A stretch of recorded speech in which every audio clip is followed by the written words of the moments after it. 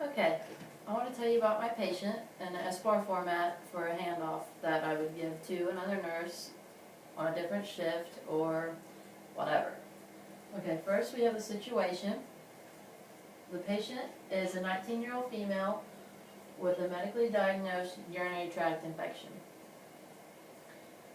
A nursing diagnosis that I gave the patient is acute pain related to the inflammatory process of urinary tract structures. And the background that we have on the patient is no past history of UTIs, no known allergies, and no psychosocial problems identified. And the assessment that I made, her white blood cell count was 18.5, which is really increased. Bacteria was present in her urine. All vital signs were within normal limits, except her temperature, which was 100.4 degrees Fahrenheit. And she complained of constant abdominal pain, rated out of 7 out of 10. And the abdominal pain was in the right and left lower quadrants. And she experienced pain with urination. And we'll move over to recommendations now. And I would assess her intake and output every 2 hours. Or every 4 hours. I would encourage toileting every 2 hours. I would encourage her fluid intake to at least 2,500 milliliters daily. And I would suggest drinking lots of water and cranberry juice because it is said that cranberry juice helps rid the infection. And I would advise proper hygiene practices, which would be like teaching the front to back method while wiping. And that is my SBAR. And we'll move on to my care plan. So the first diagnosis that I made, which I said on SBAR, was the acute pain related to the inflammatory process of urinary structures. And with all of my assessment data that I concluded, I came up with the expected outcome of the patient will describe a pain level decreased to 0 out of 10. And then I already talked about my interventions that I suggested, and the evaluation of my care plan that I would expect is pain level was verbalized by the patient at a 0 out of 10. And I'm going to read you some of my SIM chart data, which is right here. So we'll talk about system assessments, and the first system that we'll talk about is her cardiovascular system. All of her pulses were expected, 2+. There was no heart murmur noted. Her apical pulse was even and regular. All capillary refill was less than 3 seconds. There's no edema noted.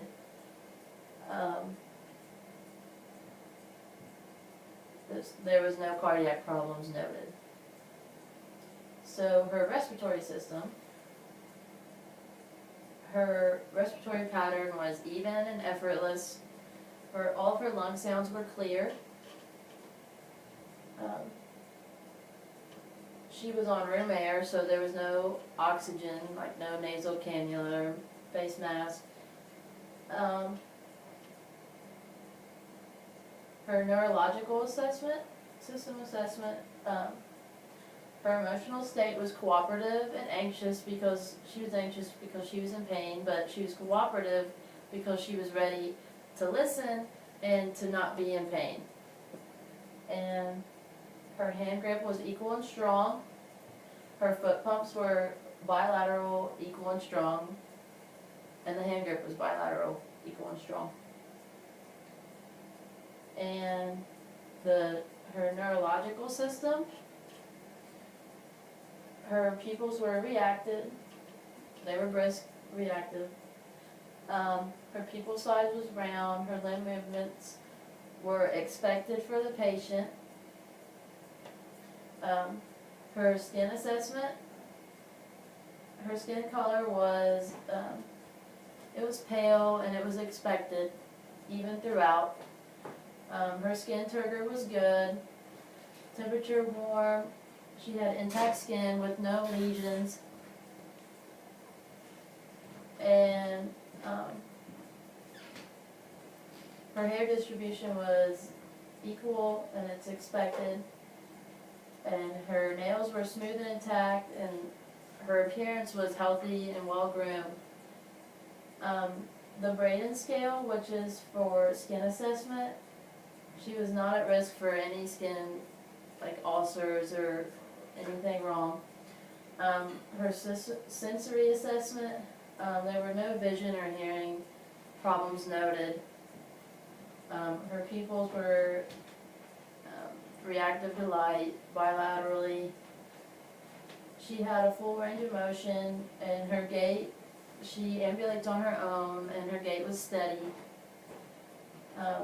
Her mouth was in good condition, no lesions or sores. Her teeth were in good condition. Her abdomen was soft to palpation, and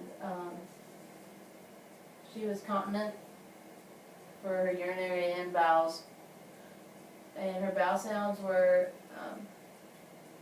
active in all 4 quadrants. She gets up and voids.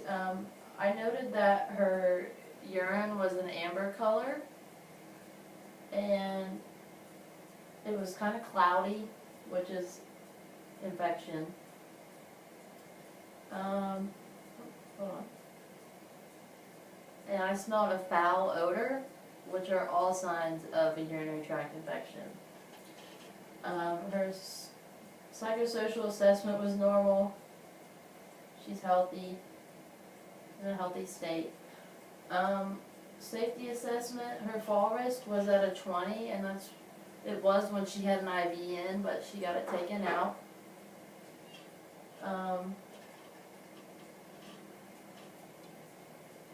And all safety measures were taken, like bed locked, call light was in reach, stuff like that. And for comfort, for her pain, we gave her a cold water compress, and she is independent in all of self-care activities like showering, bathing, whatever. She feeds herself, she can drink by herself, she goes to the bathroom by herself. When I did the pain assessment, like I said, her pain was in her lower abdomen, and she rated it at a 7. And I noticed the nonverbal cues of pain, and those were moaning, groaning, crying, and she was clenching her teeth. So those aren't things that we want to see. And she said it helped to rest when she was in pain. She just kind of wanted to lay down and try to sleep it off, you would say. And her last vital sign assessment, her temperature was 100.4, which I said earlier. Her respirations were 19, pulse 87, and that was taken radial pulse. Her blood pressure was 110/70, oxygen sat was 99%, and her fluid intake was 1,000 milliliters, and her output was 800 milliliters, which is very low for both. And I think that's all I want to talk about sim chart. So we'll move on. Up here in S bar, I didn't mention the healthcare provider prescribed Bactrim to the patient, and my recommendation for that was patient teaching about Bactrim. So I made a care plan that would go along with the Bactrim use. So the purpose of this care plan is to educate about proper use of Bactrim, and the goal that I want achieved is the patient to verbalize knowledge of the medication Bactrim. So the objectives would be the patient will be able to demonstrate knowledge of therapeutic effect of the medication. I would want her to increase her fluid intake, discuss the use of sun protection, adhere to suggested administration time, discuss side effects of the medication, identify adverse effects of medication, know the drug lab food interactions, and how she's going to afford Bactrim, and to identify community resources. So when I'm talking to my patient, I would discuss the use of treatment, the use for the treatment of Bactrim, or, hold on, the use of Bactrim to treat urinary tract infections. So I would tell her how it worked, and I would tell her that she needs to drink a full 8-ounce glass of water with each dose of medication, and also that she needs to drink at least 6 8-ounce glasses of water daily. And I would suggest cranberry juice also, because that is said to help rid the infection. And the patient should use sunblock, wear protective clothing, and avoid direct sunlight when possible. The patient should take the medication every 12 hours, and she should take that 1 hour before meals or 2 hours after. And if she misses the dose, that she should take it as soon as possible. The side effects of Bactrim are anorexia, nausea, vomiting, diarrhea, rash, fatigue, depression, headache, vertigo, which I would explain to her that that's like when it feels like the room around you is spinning, and photosensitivity, which we talked about earlier with the sun protection from the sun. And the adverse effects of Bactrim are leukopenia, thrombocytopenia, increased bone marrow suppression, hemolytic anemia, aplastic anemia, agranulocytosis, Stevens-Johnson syndrome, renal failure. And if any of those occur, to call your physician immediately. And honestly, I had to look up a lot of these adverse effects, so I would basically tell my patient if there's any abnormal bruising or bleeding to call your physician, because all those have to do with your blood. And I would teach the patient not to take antacids with Bactrim, because the antacids decrease the absorption of the Bactrim, which will make the Bactrim not work properly. And I would ask her about how she's going to afford the Bactrim, and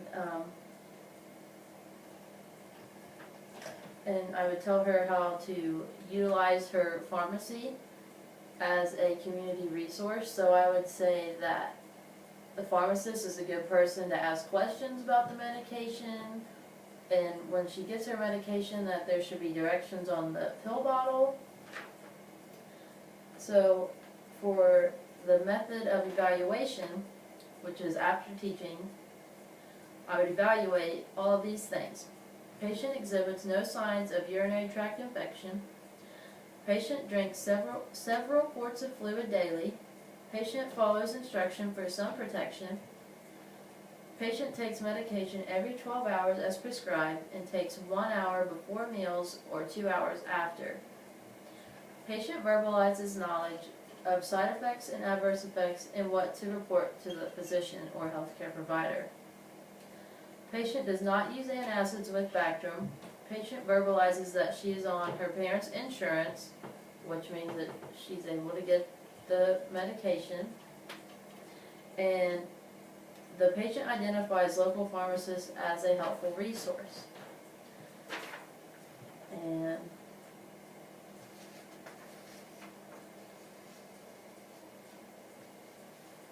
back to my care plan, the diagnosis that I made for teaching,